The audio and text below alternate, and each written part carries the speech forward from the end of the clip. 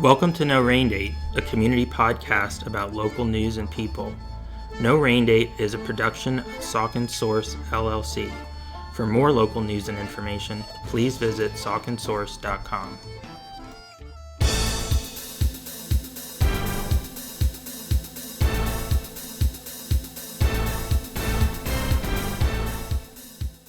Hello, No Rain Date listeners, and welcome to another episode of your local news and interview podcast, No Rain Date.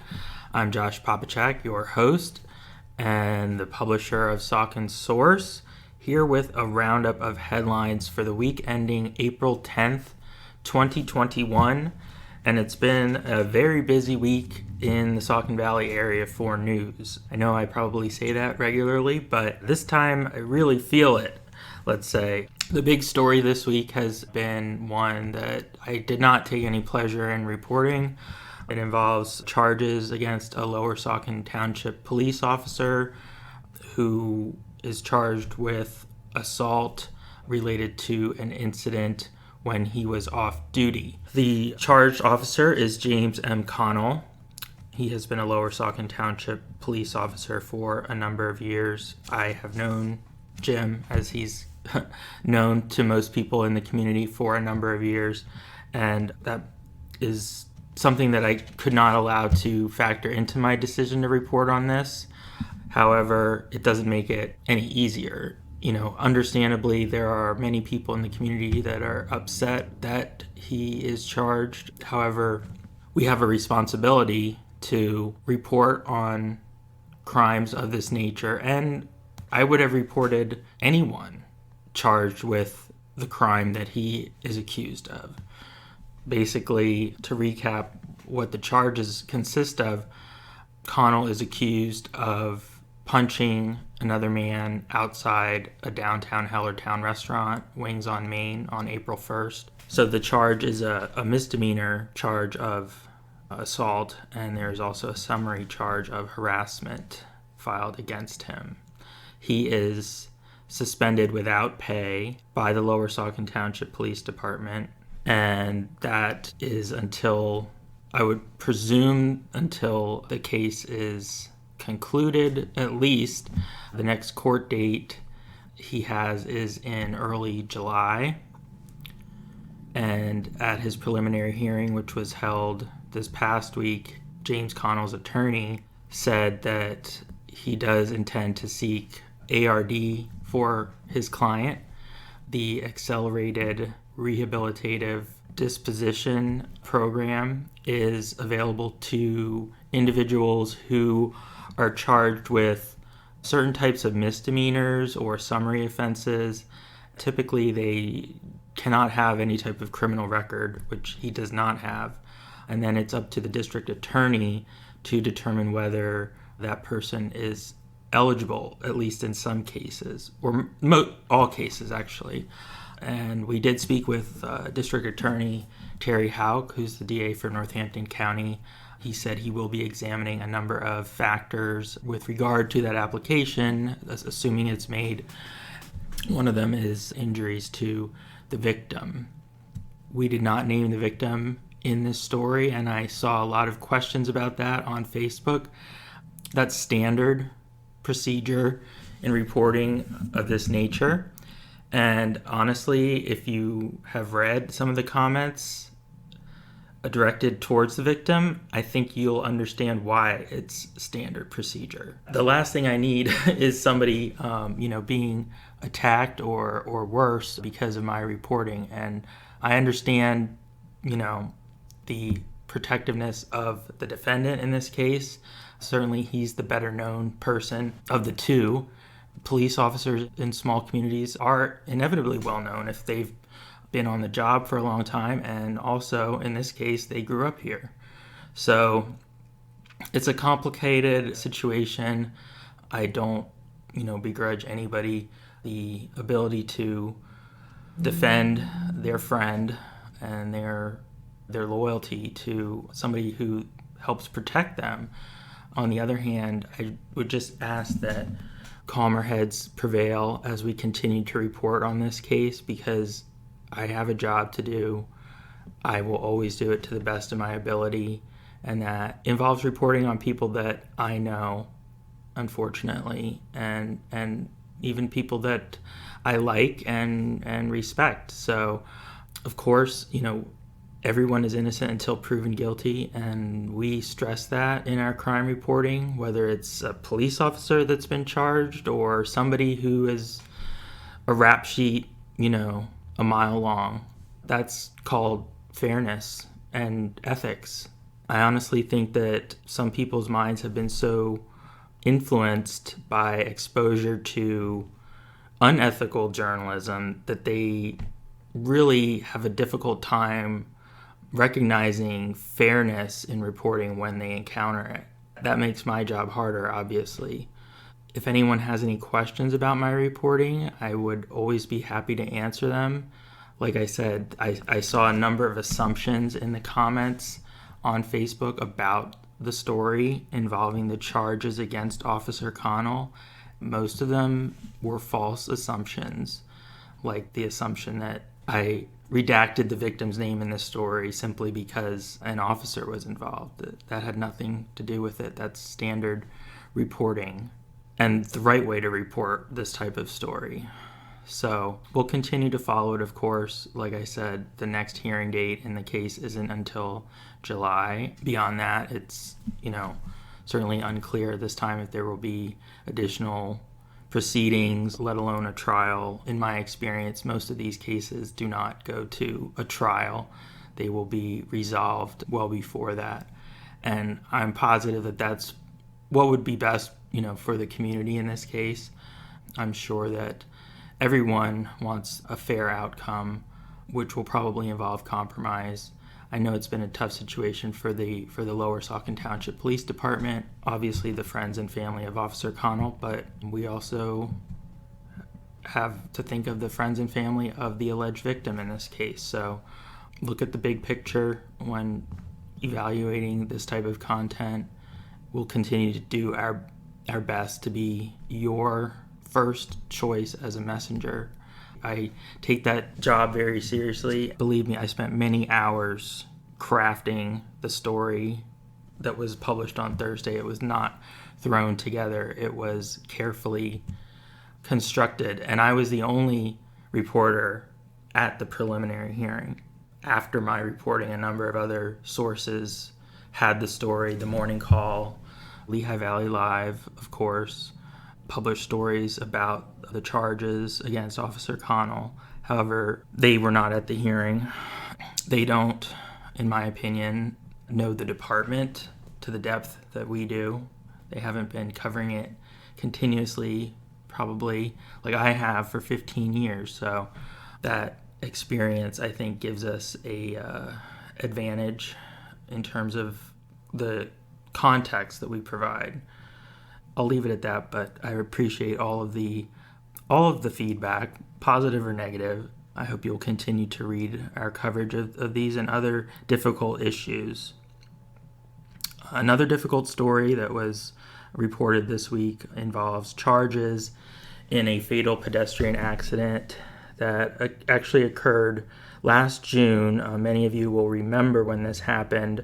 Frances Miller, a 74-year-old borough resident, was killed, or struck rather, as she crossed Main Street in a crosswalk near Bachman Street. She died the following day as a result of traumatic injuries from the accident. State police conducted an accident reconstruction, and according to the affidavit of probable cause filed by Hellertown Borough Police in this case, video surveillance footage from Hellertown Dental Group, which is located at that intersection, proved critical in developing the charges against Kenneth M. Schubel of Lower Saucon Township. Schubel is charged with a number of charges, including homicide by vehicle while DUI. That's probably the most serious one, but we have the full list in our story about the case. Schubel is 57, and police accuse him of being high on drugs, including methamphetamine, when he struck Frances Miller. That was on June 20th, 2020. Pedestrian Safety obviously is a long-standing issue in Hellertown, so I'm sure this case will be closely watched. We will continue to follow it as it develops. We also extend our condolences once again to the Miller family. I was sad to read a comment on Facebook by Mrs. Miller's son saying that he had received no information from the district attorney or borough police about the filing of charges and discovered that this had happened via Facebook. I have no control, obviously, over the communication choices that are made by the district attorney, borough police, and I'm not saying they're right or wrong. However, I can understand why a family member would be less than happy to find out that way. We were actually the last local media source in this case to report the news. We were the first to report about the charges against Officer James Connell. We were the last to report this story because I wanted to be extremely thorough once again and wanted to review all the court documents. So it was not a case of rushing to put it out there and not thinking of the family. And I know that Mrs. Miller's family recognizes that too. It's just never a happy moment when I read something like that. So I guess I'm just trying to express the fact that we do think about our reporting very carefully, and we do try and report facts compassionately and as sensitively as possible. In some cases, it's not possible to report something that is very difficult news in a way that everybody is going to find sensitive to the, all parties involved. We'll continue to do the best we can with that. In other news, real estate news, we reported an upcoming auction of a building in downtown Hellertown that formerly housed a well-known restaurant. The building is located at 620 Main Street, and it formerly housed Sagra Bistro, which was a mainstay for foodies in the Hellertown area for about a decade until it closed in August 2019. I was always a fan of Sagra's and sad to see it close, and it's been empty ever since then. A sign by a local auctioneer appeared on the front of the building recently, and it is scheduled to be auctioned via an online sale later this month, later in April. There will be a preview of the building before that, and all the information about the times and dates is in our story, of course. The building includes parking in the rear of the lot. It also comes with various fixtures, so one would imagine that somebody else interested in opening a bar or restaurant in Hellertown might be interested in looking at this. Hellertown has a pretty solid restaurant and brewery scene, but there's always room for more. And since Salkin Source's offices are located in the same block, we'll be very curious to see what happens as a result of the upcoming auction. And if another business or restaurant is planned for that location, we will be hopefully the first to report it to you. In other business news, we followed up on a inquiry by a reader about the Waffle House that's located on the Hellertown-Bethlehem line. They were actually wondering if the business was closed. Driving by at night, I can understand why they would have wondered that. It's essentially completely dark, and normally it's a 24-hour restaurant. It's located right off I-78 at the 412 exit. Very busy interchange. And so it's a popular place for travelers on the highway to stop, as well as locals. We reached out to the franchise owners who also own a Waffle House on Airport Road in Allentown. They said that the reason the Hellertown/Bethlehem Waffle House is currently only open from 7 a.m. to 2 p.m. is a serious staffing shortage. Essentially, they said they are unable to find enough people to fill all the positions that they need to fill to keep the restaurant open 24 hours a day. That's 3 shifts. So currently they're only staffing 1 shift, and that's why it's open basically for breakfast and lunch. The owners, the Yildirans, cited the recent stimulus payments that went out to most people as a possible factor in the difficulty they're seeing with potential hiring. And I wouldn't be surprised if that's the case, because I know many other restaurants and retail establishments have been struggling to hire. There are a lot of jobs out there right now, but it seems like there aren't enough people in the market at the moment to fill them. Things have been a little topsy-turvy in that way. We'll continue to report on job openings, and we do have information in that story about how you can apply if you would like to work at the Waffle House. Of course, Saucon Source also runs advertising, help wanted ads. If you are a business owner in need of something like that, you can always contact me at josh@sauconsource.com. We have advertising solutions for every situation, and certainly if you're a local employer, we reach a lot of local readers. We can help connect you with job seekers. Many people in the Hellertown area noticed construction beginning at various intersections up and down Main Street this past week. The cones and the orange fencing are there for good reason. They are part of Phase 2 of the borough's Pedestrian Safety initiative. This is going to result in new crosswalks being installed at a number of different intersections.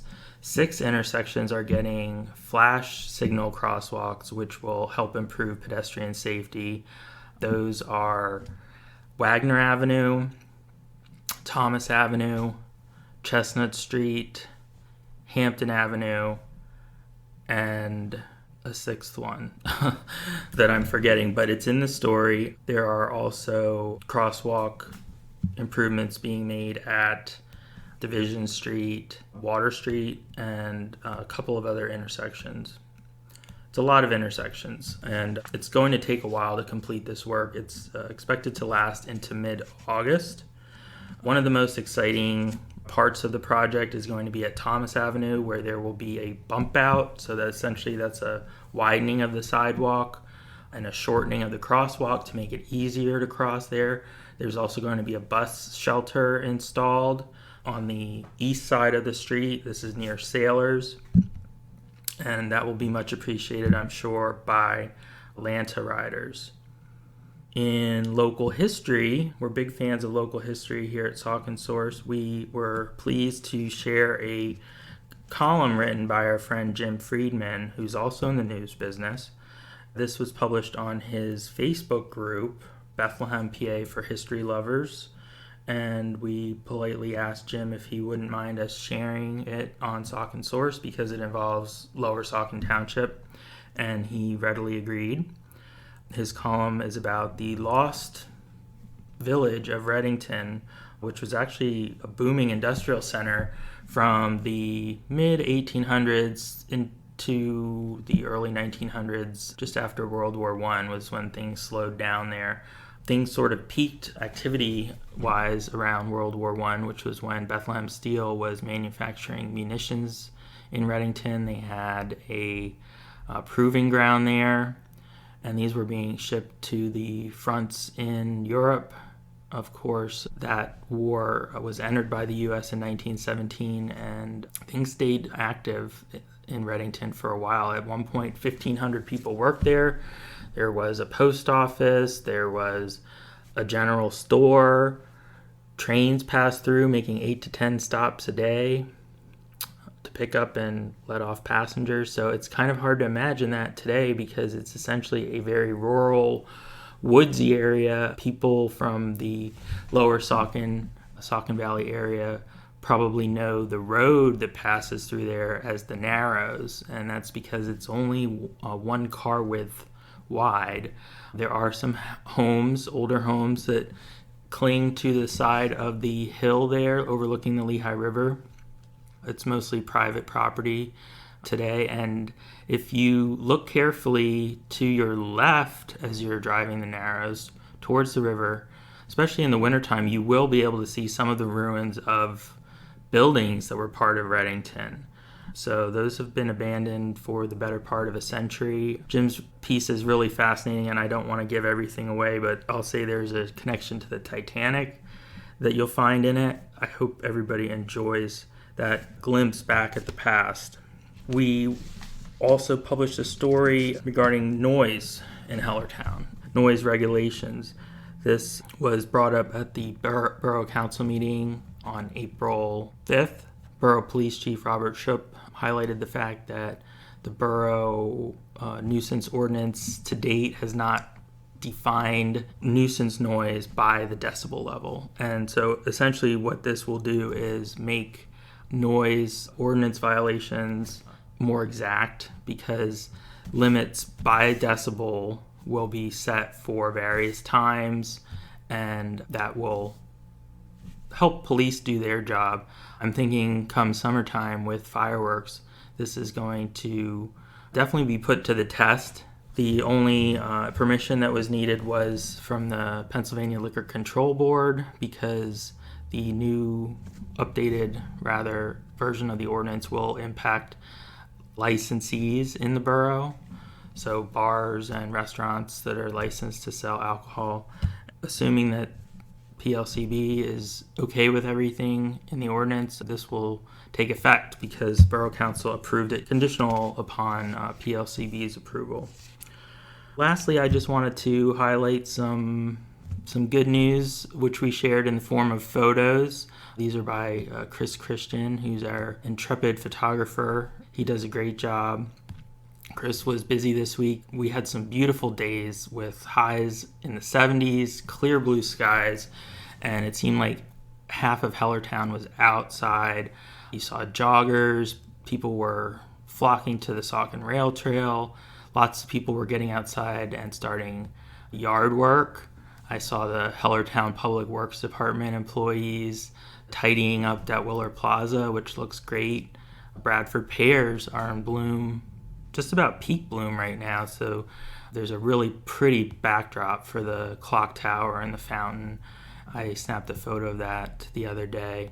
It's just a beautiful time of year in the Saucon Valley, and we wanted to share that with our friends near and far, so I hope you're enjoying those photos. He took a bunch at the Dimmock Park Playground, as well as Water Street Park. The basketball court has been real busy, so check them out. You might see some people you recognize, and we'll continue to share photos of people having fun. We're looking forward to photographing the Saucon Valley Farmers Market on its opening day, May 2nd.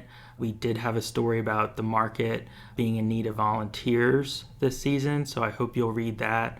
They need a number of volunteers to help things run smoothly, and it's a great organization. I think just to give back by volunteering a few hours a week on a Sunday could be a great opportunity for younger people, maybe teens, maybe somebody that's thinking about becoming an Eagle Scout, or could help out, or older people that are active and want to get out safely, socialize in the fresh air. You'll learn a lot by meeting the vendors, and they are having some new vendors come in this year. We're excited to report on those names in the near future. So I'll leave it at that, but continue to check back with Saucon Source for news of the farmers market and other business openings and changes in the Hellertown area. Those are the headlines for the week ending April 10th, 2021. Here at Saucon Source, our mission is to provide information and make it as available as possible to the people in our community.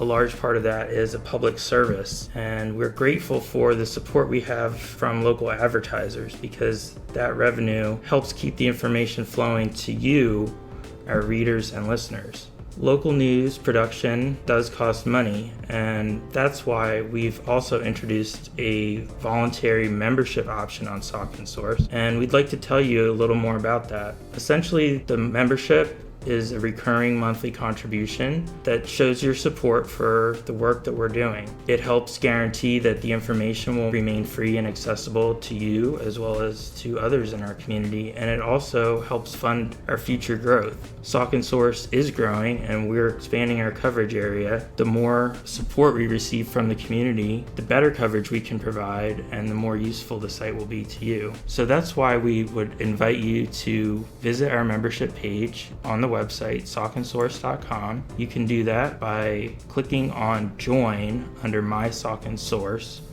which you'll see on the right side of your screen if you're on a desktop, or at the bottom of any article page. You'll see several membership options, including a monthly membership for $7, a 4-month membership for $25, or a yearly membership for $70. These are strictly voluntary contribution levels, and they're not any part of a paywall. There's no requirement to contribute, but we are grateful for those who have already done so, and we hope that you will consider purchasing a membership in the future.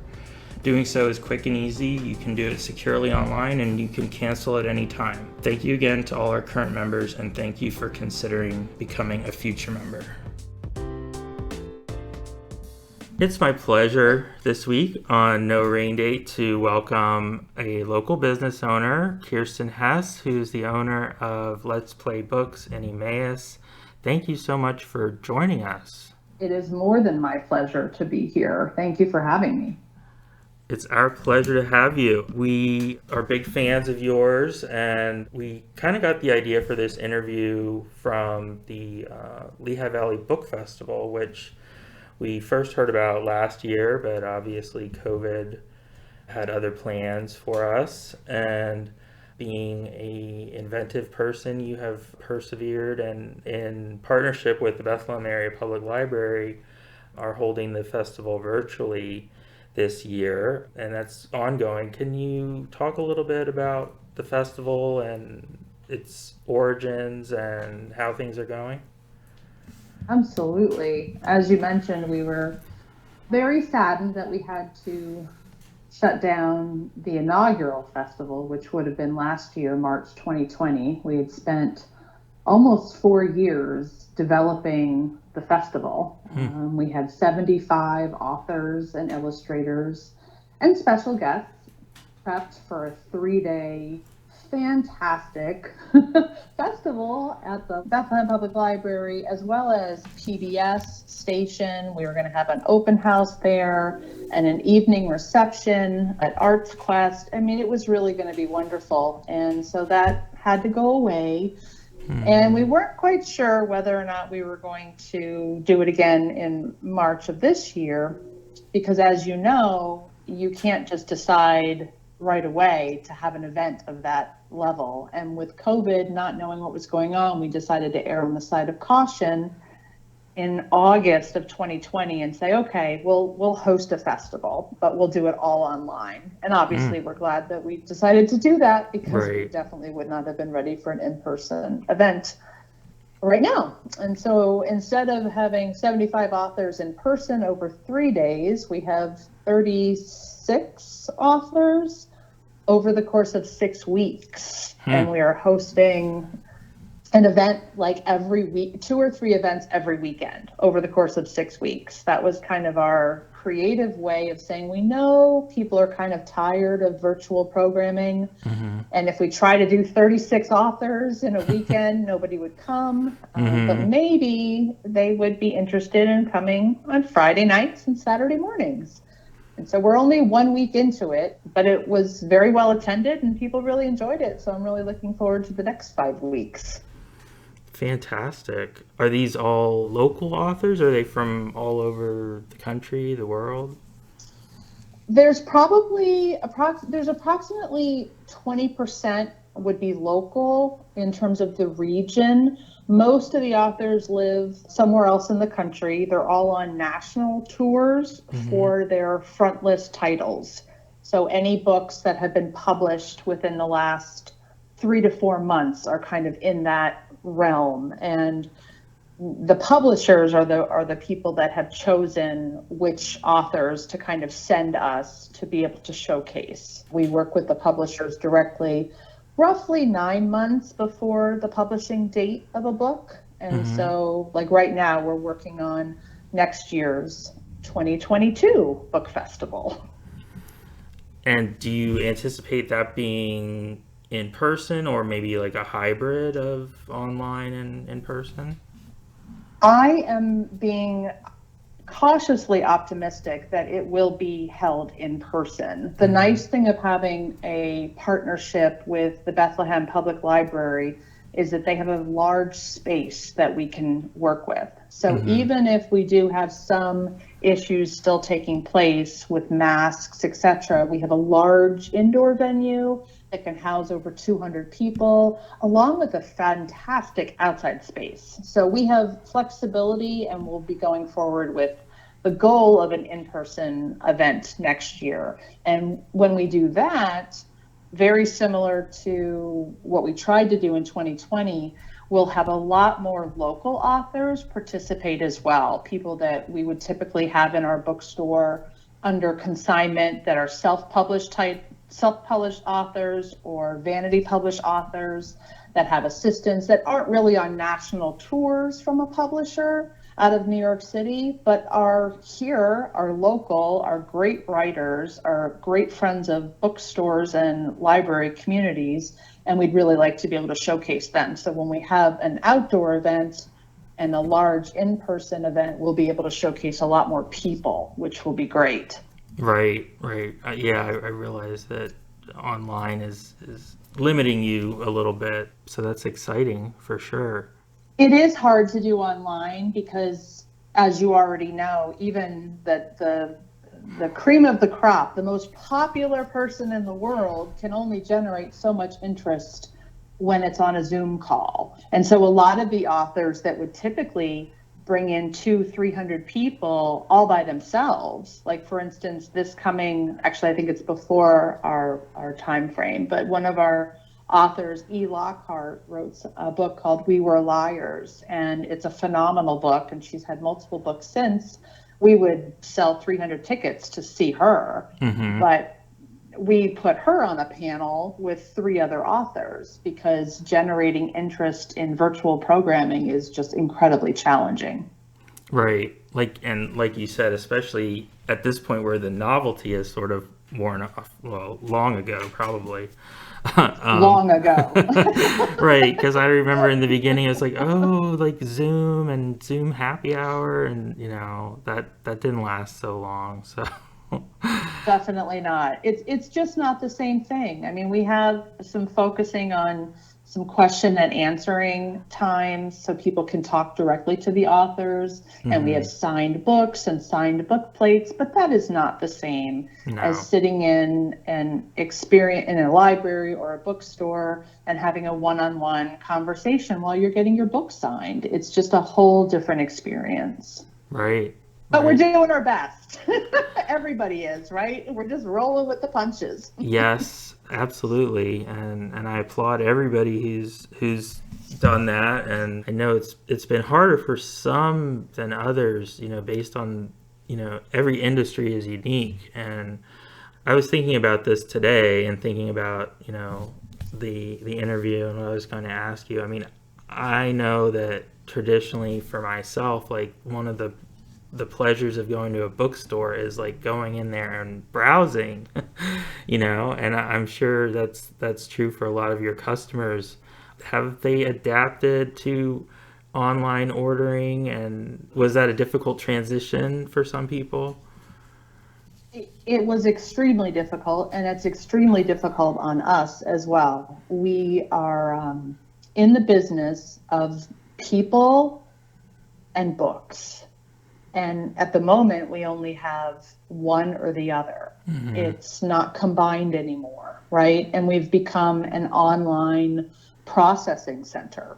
Right. And instead of Amazon, where you're going to get your book in a day and maybe and likely less than you would get it from me, you now have to order it online from me. You have to wait 3 or 4 days. You have to receive a phone call. And then you Right. have to drive here and meet me on the corner to pick up your book. That's a lot of work. And we appreciate that during, like you said, the novelty of the Zoom call, the novelty of that experience was long, long ago. For 2 or 3 months, it was awfully cute to come pick up your book. And we delivered books too for months. Huh. Oh yeah, for 3 or 4 months, we were delivering books until about 9 o'clock at night, every night of the week, with just a staff of my family, because we had to let our wonderful staff go in March of 2020. So it's been a little brutal, I'll be perfectly honest. And 1 in 5 bookstores has closed permanently over the course of the last 14 months. Oh my So that's gosh. not a good sign. No. And the only reason that we're still here is because our customers have made that extra effort to keep us here. There is no ifs, ands, or buts about it. It is easier to get a book somewhere else during this pandemic. And instead, people are taking their time. They are enjoying the novelty of who knows what Let's Play Books is up to today. And let's pay attention to their Facebook page and see what stories they have to tell. And the community aspect of what we've provided over the last 7 years, we have worked very hard to keep that through our social media channels. And we are more than, to say we're appreciative of our customers is just, it just doesn't do it justice, because without them, without our readers, we would definitely not be here. They have made a choice to keep us here, which is pretty amazing. Yeah, I mean, that's heartwarming to hear that. And I often say supporting local business, it's not like you wake up one day and you're like, I'm going to be mindful and, always, buy local. Like it's really a process. And it does take years in many cases to develop that type of clientele, and it's not easy to do even over years. So hats off to you for all the groundwork that you laid, in the years leading up to the pandemic. I think that's something that others, maybe will want to emulate. But like you said, it's sad to hear that many have closed, and it was a struggling industry somewhat even before the pandemic, correct? With independent bookstores? Absolutely, yes. Bookstores have always been challenging to keep open, only because their margins are historically low compared to pretty much all other products that is a retail environment. Most people don't know this, and they've learned this, and it's kind of cool that every industry has a product that is updated in seasons, right? You have a new color that comes out, you have new jewelry, you have new shoes, you have new books, but you don't get rid of old books, right? So there's like 15 million books in circulation right now, or more than that probably. And so how the economics of the book is one that, you need master classes in to kind of follow. And the dumbed down version, which fits me, is kind of a 2% rule, that most products are a much higher margin than books. Books are around 2%. And so the bookstores that are doing well have a profit of 2% at the end of the year, and the bookstores that have to close are kind of a negative 2% in the whole. So you're already working with the tightest margins possible. And so that's one of the reasons why I think bookstores are kind of good at sticking around through this, is because we're already used to really digging deep and figuring out how to stay afloat in an economic world that doesn't really fit our model.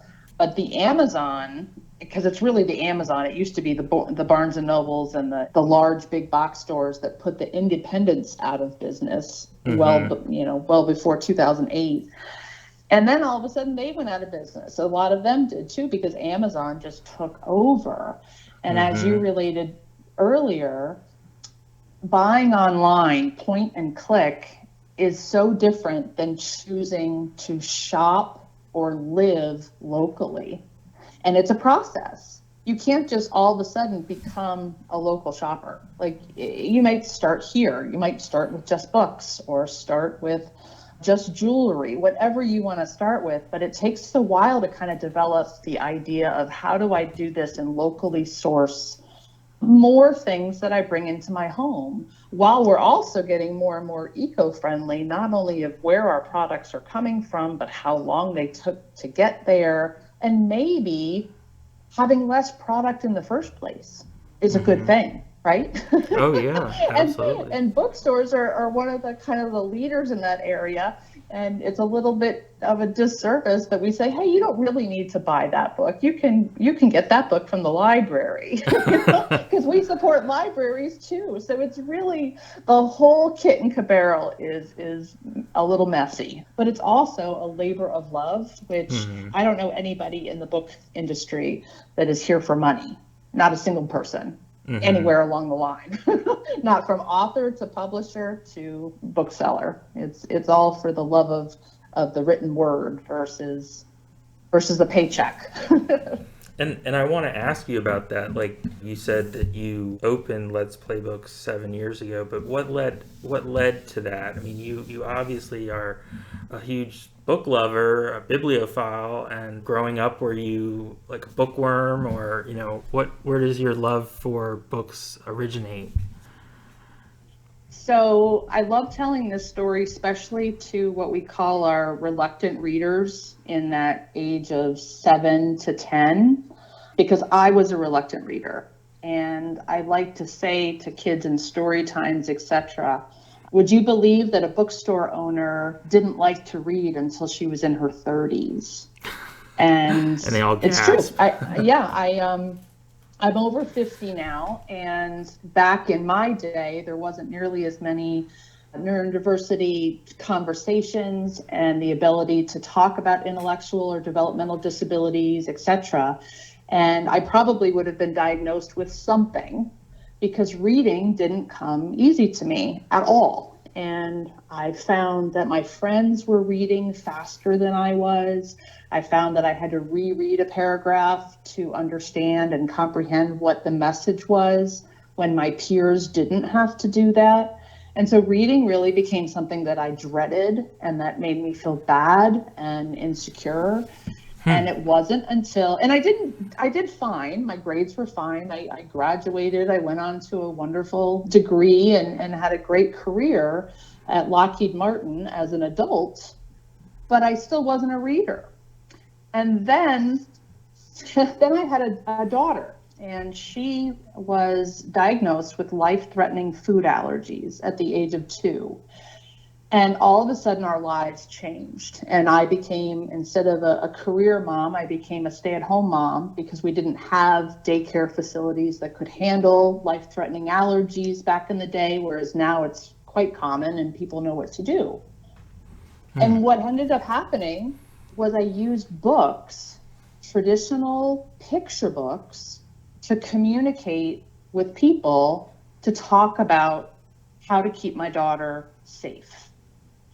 And I found that using picture books and reading stories about her, what we then called a disability, was a way to bridge a gap for a conversation to be had that was uncomfortable. And so instead of having a parent be angry with me that, please don't bring those cupcakes into my daughter's second grade classroom because that could kill her.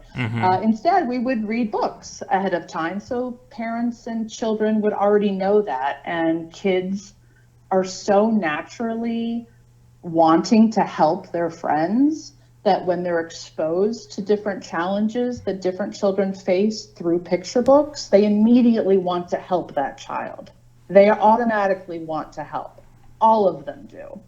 And that's what started me on a trajectory of completely a different career path and loving books. And that was a really long, babbly story. I'm so sorry. No, I think that's absolutely fascinating, especially like what made you think to even use picture books to do that, because I've never really heard of that before. Well, it was because of a doctor, right? Because I was like, okay, I need to learn about food allergies. I need to understand how to keep my daughter healthy and learn the science behind it. So I went to the library and went to our local bookstore at the time, which was in Des Moines, Iowa, because we had moved there from Washington, D.C., and tried to get my hands on every single book I could find about food allergies. And most of them were clinical and most of them were for adults, but there were 3 or 4 picture books. And one of them was called The Bugabees. And it was just delightful. And I'm like, ooh, I'm going to start story times at the library with this book. Next thing you know, I was launching a nonprofit called Let's Play Books, and using books to tell stories to families about children that had issues and how to help them. And that kind of morphed into a program that I worked with first and second graders that had been identified as reluctant readers or children that were being challenged with having challenges with reading. And I would just play with them. And so the idea behind Let's Play Books was, we're not going to worry about literacy. You're going to learn to read. You might not learn to read at age 7. You might be 8. You might be 9, but you will eventually learn to read. My goal was to keep the story fun and learn to love the story instead of focusing on the actual words. So we would work with picture books that didn't have any words, wordless picture books, or readers theater. And I would just try to work with children to make them laugh and want to know what's going to happen next. And that naturally developed into me wanting to learn more about the book industry. And I landed a fabulous job at one of the best independent bookstores in the entire country. And when we left that area, because I was in Connecticut, I worked at R.J. Julia Booksellers in Connecticut. Been a few places. And we left Connecticut to come to Pennsylvania because my husband got a job here. Okay. And I came kicking and screaming, to be perfectly honest, because I had basically found my dream job. But of course, there wasn't a lot of economic heft with that bookselling job. So we had lived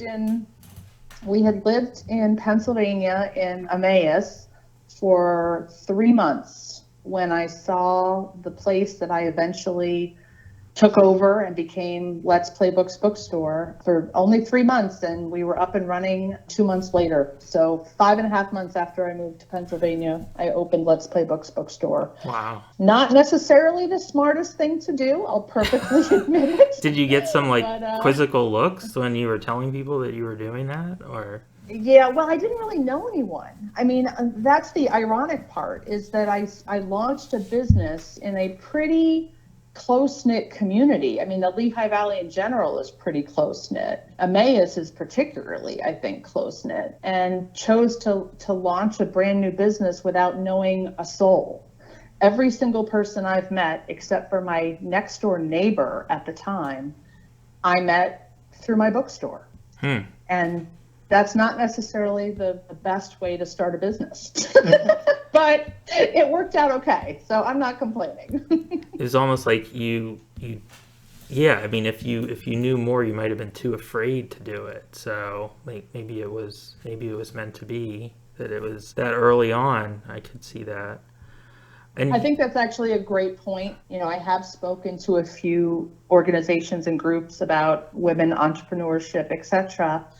And I will say that fear gets in the way of a lot of progress for all of us. Mm-hmm. And I did not have a fear of the industry because I knew the industry and I knew the financials of the industry. I knew that I knew what I had to do to make it successful.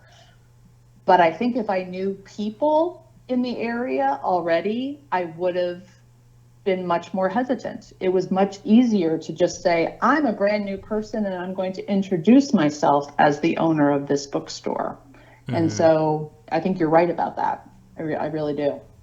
Oh, that's just a fascinating story. I want to touch on your location, though. You are right on Main Street in Emmaus. Are you on the Triangle or near the Triangle? We were on the Triangle when we opened in 2014 or 2013 in December. We were right on the Triangle, literally 379 Main Street. And it's an adorable building, which now houses Cottage and Bloom, which is a fantastic small business that everybody should check out. And then in 2016, 2016, 3 years after we opened, we relocated about a block and a half down the street on Main Street to a much larger space. The first place was one room and 750 square feet, truly a children's bookstore, dedicated children's bookstore. And then when we relocated here, or where we currently are located, we became a full service bookstore. So instead of just children's, we now carry everything.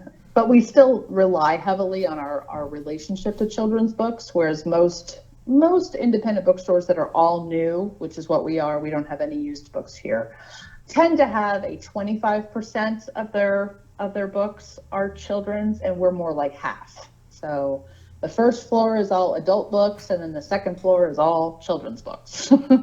Or at least that's what the makeup was when we were open to the public, which it's been now almost a year. So. Right. Yeah, well, it sounds like you're in a great location. I love downtown Emmaus, and it's only getting better, it seems, every year. I wish I got over there more often, but it seems like a great place for a bookstore with, foot traffic from things like the farmers market when that's in season. And is that what you found, that you have people coming into the town as like tourists, or is it mainly like locals? It's actually, I would call it regional. I wouldn't call it necessarily local. A lot of people think that it's a really walking heavy area, and it's really not. However, it's very regionally based. Like you mentioned, the farmers market, incredible draw to the area. It's one of the reasons why I chose to open a bookstore here, was that there was a artist group, the Emmaus Arts Coalition or Commission, and a year-round farmers market. Those two things, along with Rodale, which was a publishing company that a lot of people in the area, of course, know. They're no longer here, but they were. Those three things were like, well, if this area can't sustain a bookstore, I don't know what area could. However, I was a little bit wrong about that. We have become a destination-based bookstore. Over 80% of our sales come from outside of the Emmaus area. However, the same thing is kind of said for a lot of the other local businesses here. They are all really unique and really good at what they do. We have great eateries. The Conversational Threads is a knitting store that is known, across the country. South Mountain Cycle and Cafe, or Cycle right now, is one of the best cycle businesses in the entire region. So you have a lot of businesses that are destination based. So the people that come to the Emmaus Run In may come from 30 miles away, and then they'll stop by the bookstore, or vice versa. So I think that our businesses have really worked well together, and through the Emmaus Main Street program, to develop a sense of community that might just be more of a regional based. One of the challenges I think that we face here in Emmaus is that we often think of the Lehigh Valley. We think Bethlehem, Allentown, and Easton. Mm-hmm. Well, there's a lot more people than just those three cities. Makunji's fabulous and moving up. I mean, there's all sorts of places that we hope people kind of get out and see other areas than just those three titles. Absolutely. As a cheerleader for Hellertown, I can relate to that. Yes, Hellertown. I love Hellertown. We're looking, if and when we're ever able to grow, which we have been thinking about doing for a long time. I totally want an annex bookstore in Hellertown. Ooh. I think it would be fantastic. Don't you think? It would totally work. I know some people will be, jumping for joy hearing you say that, because I often sometimes publish stories about like vacant commercial properties, and I'll call it like what should go here, just to kind of get people's juices flowing and, poll the community. What kinds of businesses are you interested in? A bookstore is always, one of the most requested businesses. Oh, see, people that know, they get it, right? Mm-hmm. We can't quite relate to traditional retail because it's really, like we've already said, you can buy any book that you want on the internet with one click. That's not what a bookstore is. A bookstore is a place for exploration, for learning, for having your eyes open to a variety of things that maybe you didn't know about, to meeting authors. It's such a third space. We always talk about it being a third space. And I wish we were big enough to have coffee, because we really need coffee all day long with our. I'll vote for that. The only thing our customers complain about is, can't you serve coffee? I'm like, where? There's no place to put coffee. Right. We have great coffee places around the corner from us, like Baked and South Mountain when they come back from COVID. So It's got everything.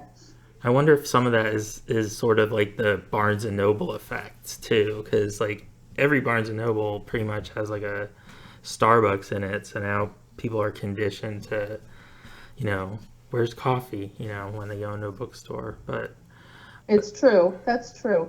And we also, I like to take the opportunity, I hope it's okay to share this now, that just because I own an independent bookstore does not mean that I'm against shopping at Barnes and Noble. It's really important that people that care about books and the industry of books understand that buying a book at a bookstore is what matters. Buying a book from Amazon, buying a book at Target or Costco, not so much. The industry needs to have publishers understanding that people are picking up a book because an author was selected by someone, and that there's a relationship to that, wanting to learn and connect with people. And you get that at independent bookstores, you get it from Barnes and Noble, you even get it at fantastic used bookstores, right? I mean, you just cannot even replicate a fantastic used bookstore. Now and Then is in Emmaus, which if you haven't checked out, make sure you do that. So that connection between books and bookstores is what matters. So that's my plug, to buy anywhere you want. Just buy from a bookstore, please. Well, and just sort of like piggybacking off that, I mean, I want us to stay positive, of course, but can you maybe like share a little bit about, how Amazon hurts independent bookstores? Because some people honestly may not think about it. They may not really connect the dots, and you have the experience to sort of explain that in a way that hopefully they could understand. I appreciate that very much. And it's probably one of the number one things we talk about, because a number of particularly self-published authors will want to get their book out and then they'll publish it on Amazon, and then they don't understand why independent bookstores or Barnes and Noble doesn't want to deal with their book and doesn't want to put their book in their shop. And so one of the first things that we always say to authors is, just remember that this is a business. Publishing is a business. It is not just a feel-good, oh, I want to do this in my retirement kind of thing, which is, we've romanticized bookstores, right? I mean, in movies, from You've Got Mail to whatever, it's always something like that. But the fact is that Amazon, we could talk about for days and days and days. Yes. And they really are so large that they have the ability to censor. We've had this huge discussion about Dr. Seuss and cancel culture and thinking that the publishers don't want to publish these books anymore. Well, that's not the case, but Amazon has the ability to say, we don't want that product anymore. And then all of a sudden, all the distributors can't share that product. So just the volume that they encompass. Combine that with using books as a loss leader. What that means is they will sell a book less than they paid for it, because they know that they're going to make money from you as the consumer on other products that they buy, or that the consumer buys. And certainly taxes, which is, in the news now, big time. Let's Play Books bookstore has paid more in federal income taxes than Amazon. That's just... What does that tell you? That's just wrong. I don't know how anyone Not just state and local, which is a whole nother thing too, right? I know. That, the local businesses, and this has nothing to do with just bookstores, it's all mom and pops out there, anything independent. We are the ones that are putting dollars into your kids' soccer team, or the raffle prize for the local church. That is real money. It's real connection. It's real community, none of which is taking or being done through a conglomerate as large as Amazon. And to those that say that it employs people, all you have to do is Google employment numbers for Amazon to understand and see that local shops across the country, retail in particular, definitely give more employment to traditional long-term retail positions than Amazon ever has or will. So it's a really big problem. It's something that as a society we really have to kind of address and read some books about and think about. And like you were talking about when we first met, it's more than a hashtag. It's more than a tweet. It's more than a headline. It's a discussion. We have to educate ourselves on what kind of society we want to live in. And does it mean you can't buy anything from Amazon? No, of course there's some things you have to, but if everybody took a little bit of time and said, well, maybe I don't need to get that there. Maybe the pet shop down the street is a better place to get that cat toy instead of one-click Amazon. Because it also relates to a bigger picture of what do we want as human beings, and more relationships and more things that we value that aren't going to end up in a landfill. It's not a piece of plastic, it's time and energy. And what do we consider important? Right. Sorry, no, I have I'm a glad that soapbox you, on this one. So. Well, it has to be said, I think, and especially after the past year. I mean, I wish the conversation at a national level had been happening earlier, because the pandemic allowed them to grow muscles unbelievable, and now the consequences to the economy are even more serious, to the local economy, including businesses like yours. So I think people deserve, should be aware of what Amazon represents. And yes, of course, jobs, they do employ people locally, but like you said, the local private sector, if you look at the total area, employs more people. And not only that, I know that some of the working conditions at Amazon can be brutal. So that's probably why we're looking at, efforts to unionize in various places. And it's probably only a matter of time before that comes to Pennsylvania. So I don't mean to, and I think that's everything you just said is absolutely accurate. And I don't want to be someone that demonizes, because the people that work there are still people, and we don't shame them whatsoever. It's really the bigger idea of the concept of what kind of society do we want to have, and how big is too big. And it seems to be that this has gotten too big for a lot of people. Right. And I will say that Jeff Bezos did say that his job was to make sure that every bookseller was out of a job. Ugh. He did actually say that long time ago, but he did say that. Wow. I'm sure he doesn't feel that way now, since they even opened brick and mortar bookstores, which is really quite funny. But they did? Anyway. How did I miss that? Yeah, they did. Yeah.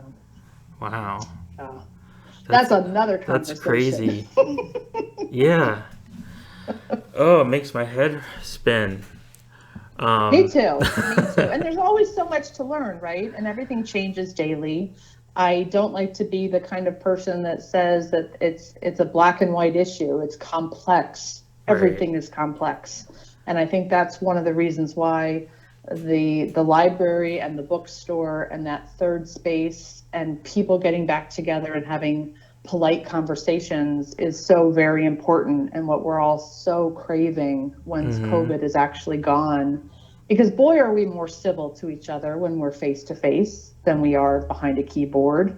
So we just need more of that, and then things will get a lot nicer, I think. Absolutely. Well said. What are you reading right now? What's on your nightstand, or what's on your list of books that you'd like to read? Oh gosh. So I'm sure you've heard that people say that they have a to be read pile, that's really, really tall.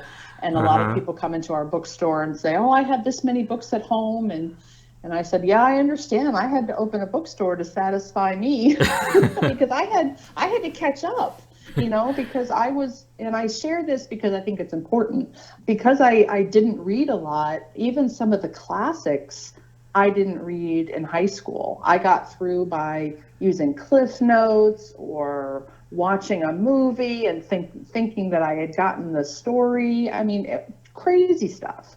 And so now that I'm not only a bookstore owner, I'm also a book buyer.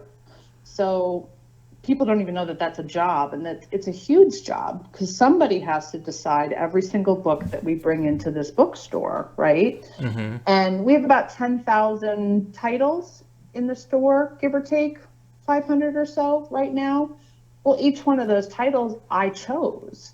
And if there's 15 million titles out there, how do you decide which books to bring into the store? It's not easy. And that's my job. And that's kind of what I think I'm the most proud of. However, a little hint, I don't read a lot of books to their completion.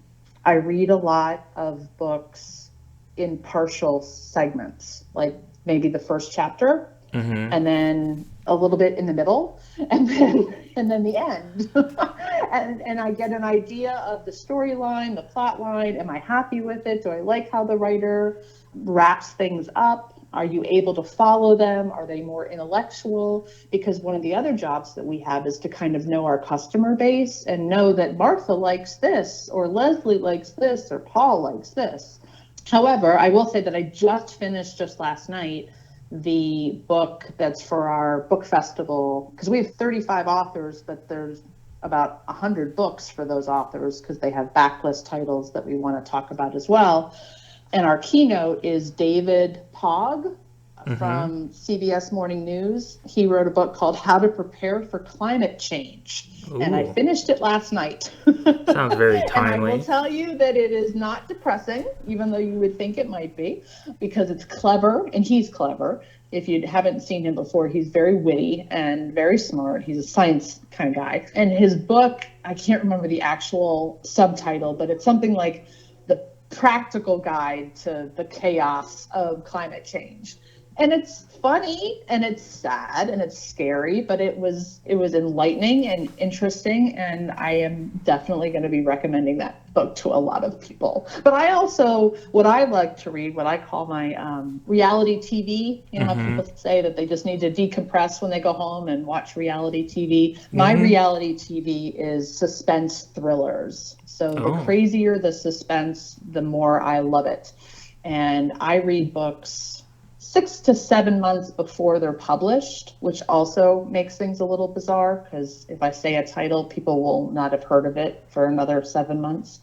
But I have a lot of great authors. You'll have to come to the store to see all my suspense and thriller authors because I keep adding new ones and I love them. And they're so fun because they allow you to escape from the world that we are currently living in and live in somebody else's problem, right? That's where I want to go.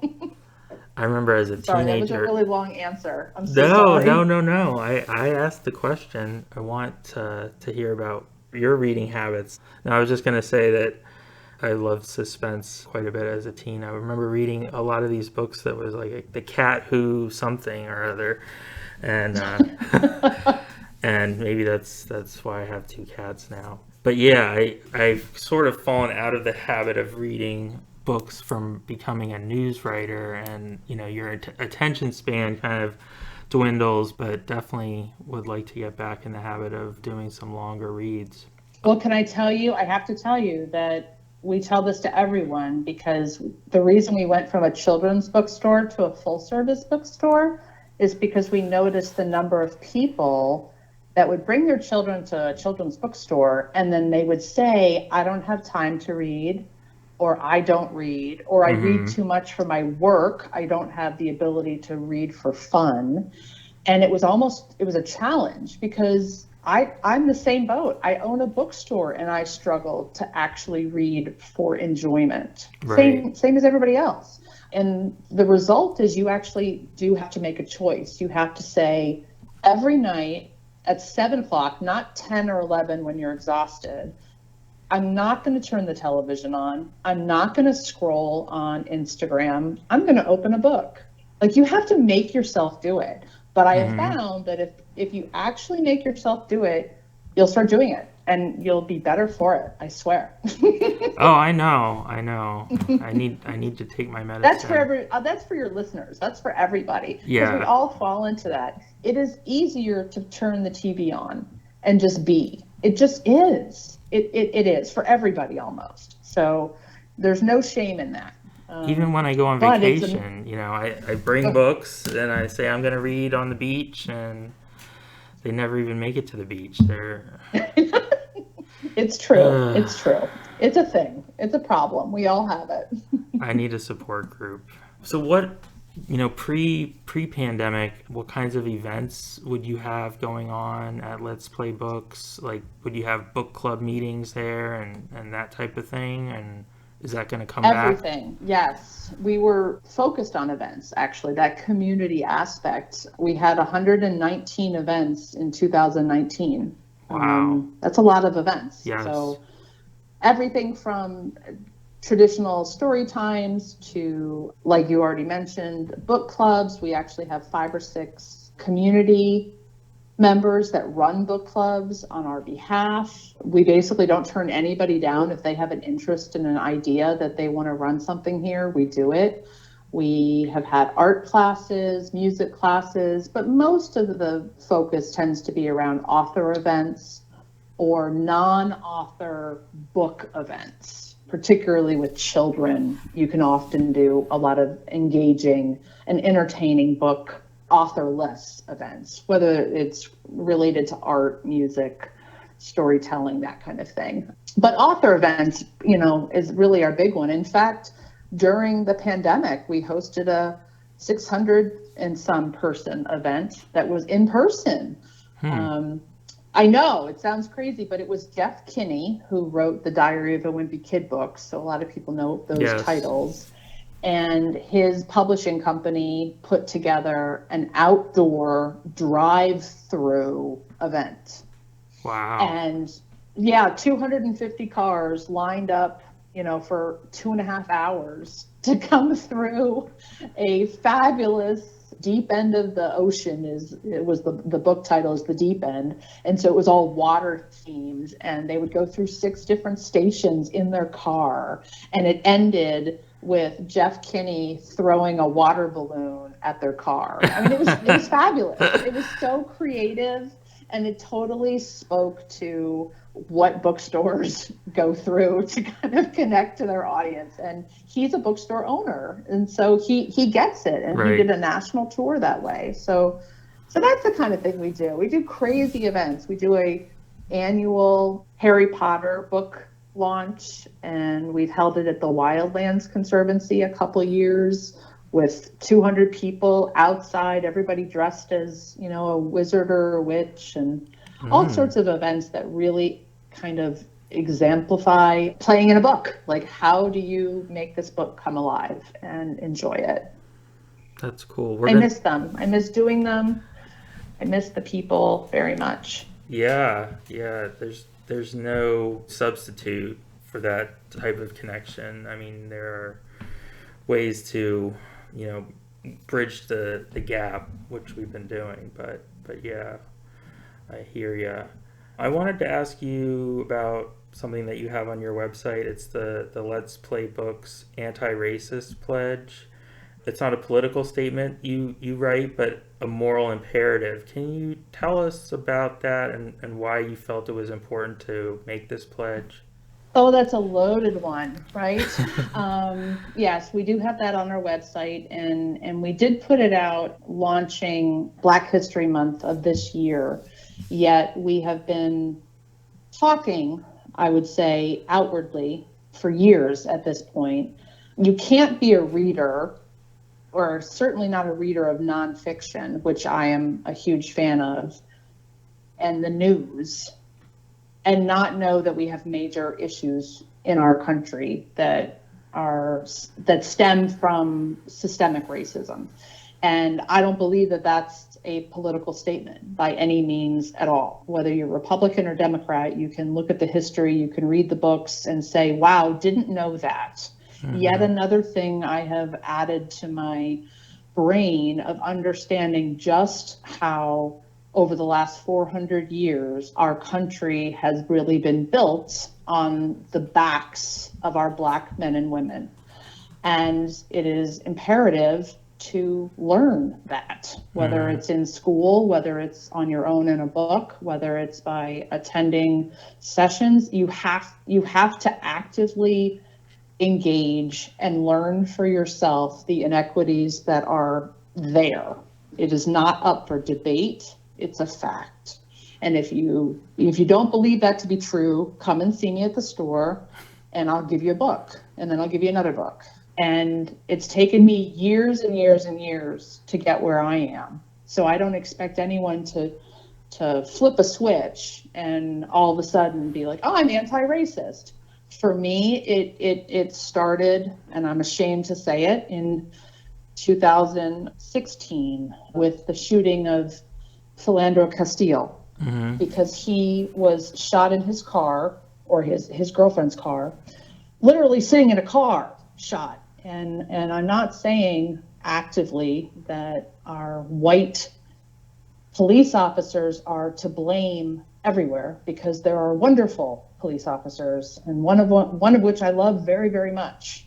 Yet we have a culture over the course of hundreds of years that have developed into, we are fearful of Black men, and it's an irrational fear and doesn't belong there, yet it's there. And so we have to address it. We have to deal with it.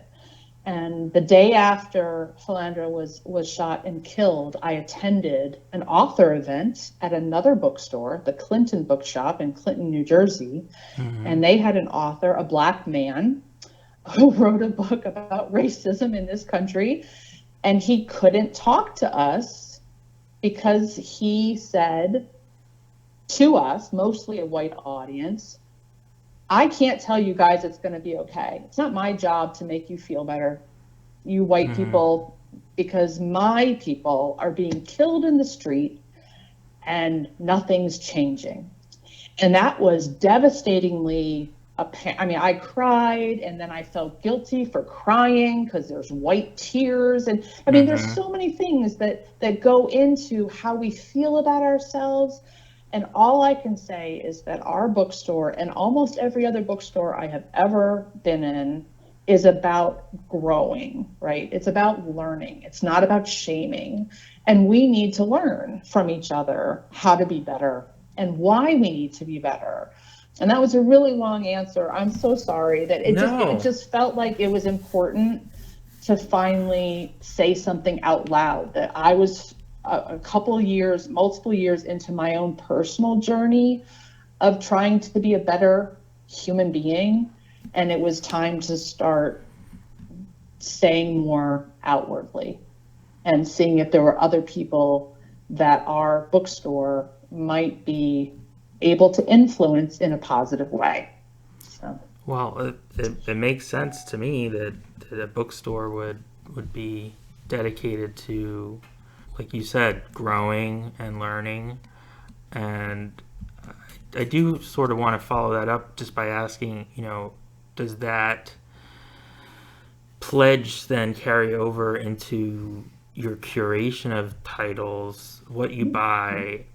I mean, if somebody comes in and asks for the latest, Sean Hannity book, are they going to find that on the shelf there? Or, because political books are a huge juggernaut in and of themselves. Do you sell those, and how do you, that must be a difficult line to walk in a way. It is, and it isn't, because my objective is to not make anyone feel badly about the books that are on our shelves or the lack of books on our shelves. And we order 75% of the books that people purchase from us are special orders. They have come into the store and they say, I don't see the book that I want. I really want this book.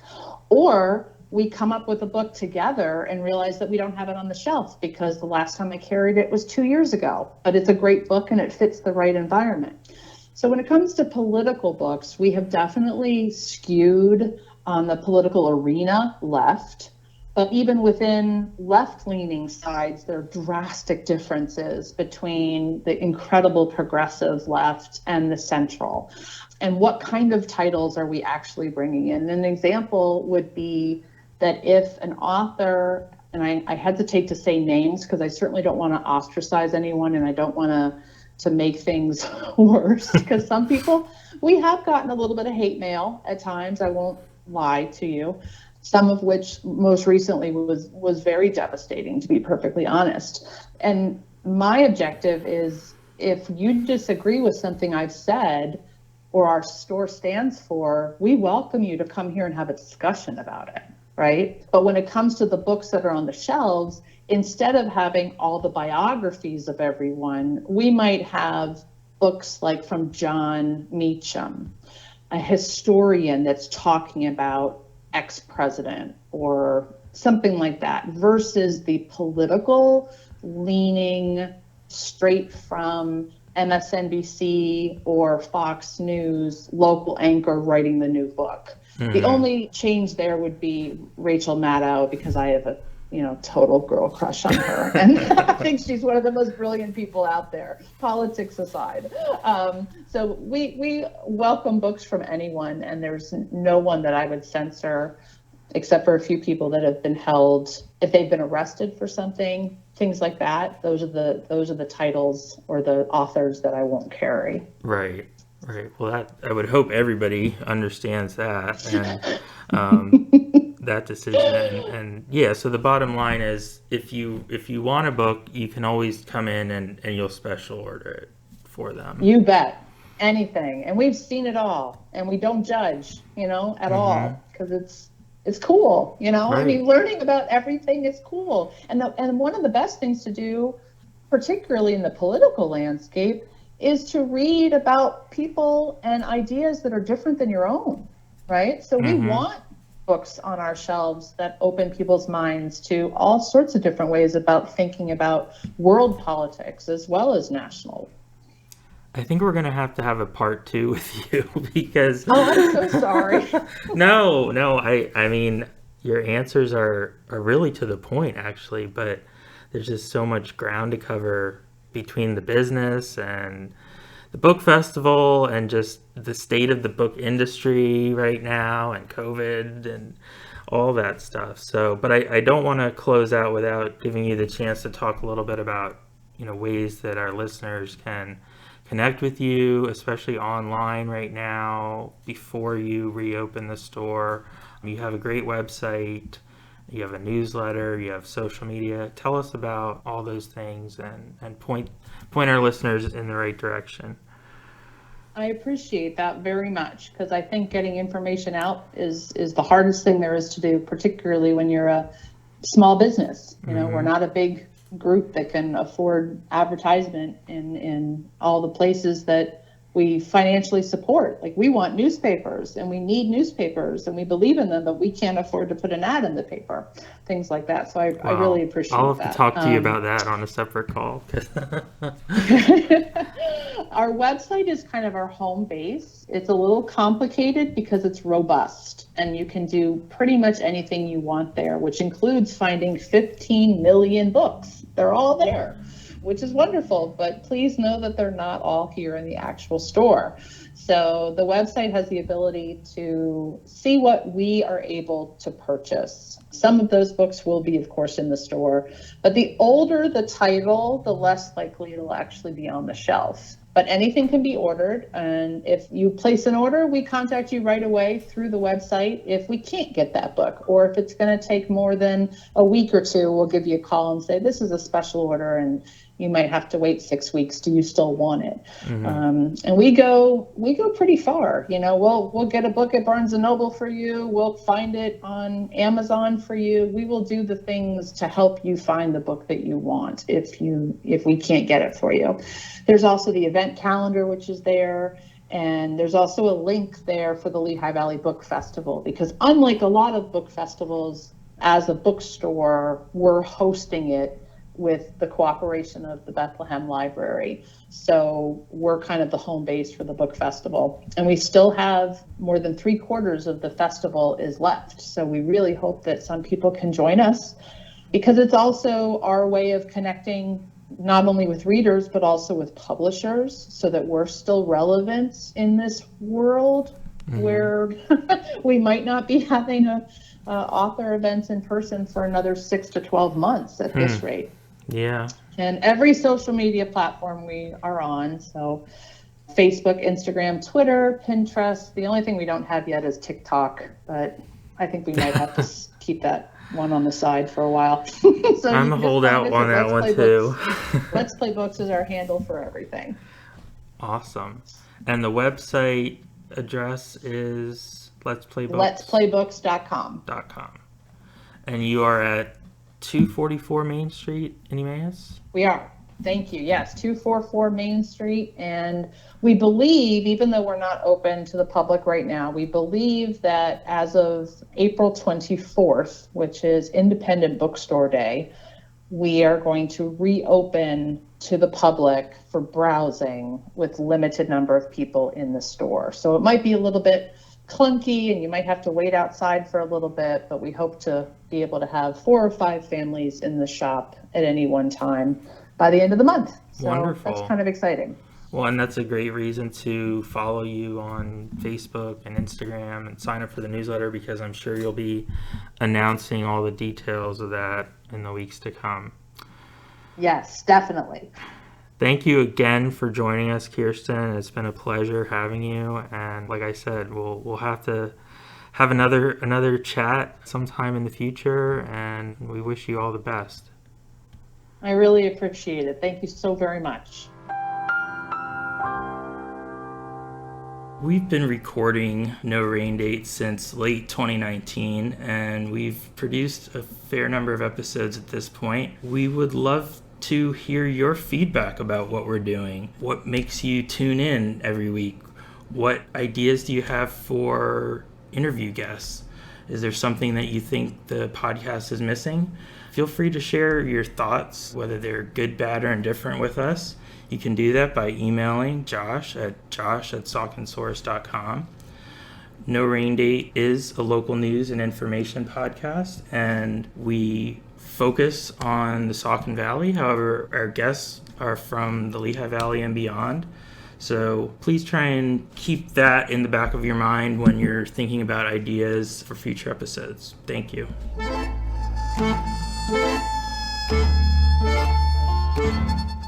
No Rain Date is an original production of Saucon Source LLC. Our theme music is provided by This Way to the Egress. For more great music by them, be sure to follow This Way to the Egress on Spotify. Thank you for listening.